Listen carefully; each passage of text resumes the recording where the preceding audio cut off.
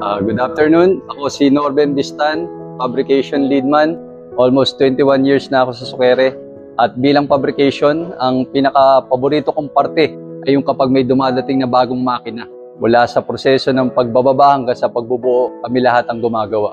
Ang pinaka-paborito kong trabaho ay naging isang operator kasi ang dami kong natutunan. Ako nga pala si Rafael de la Cruz, operator na mixer.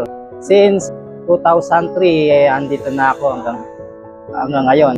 Ang paboritong ginagawa ko sa loob, basta nag-enjoy ka.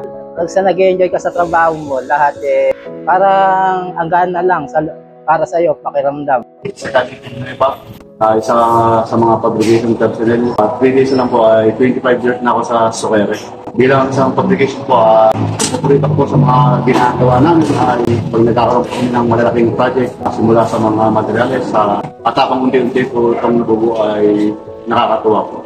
Magandang hapon po sa inyo lahat. Ako nga pala si Danilo Campos, Chocolate Leadman. Nag-start po ako dito 2007 hanggang sa kasalukuyan.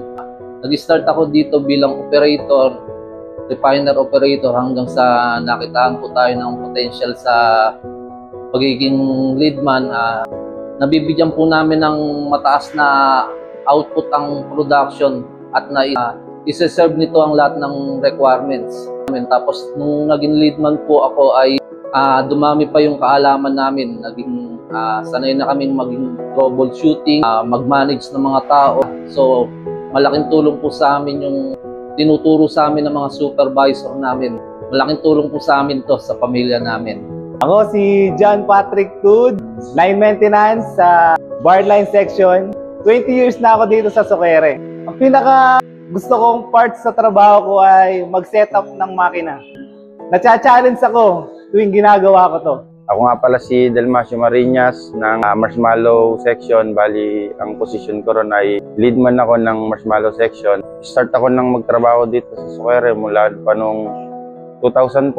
Ang pinaka-paborito kong naging position ko rito, yun yung sa ngayon, yung pagiging leadman ko na doon nagkakaroon pa ako ng mga kaalaman tungkol sa makina, sa pag-handle ng tao, basic troubleshooting.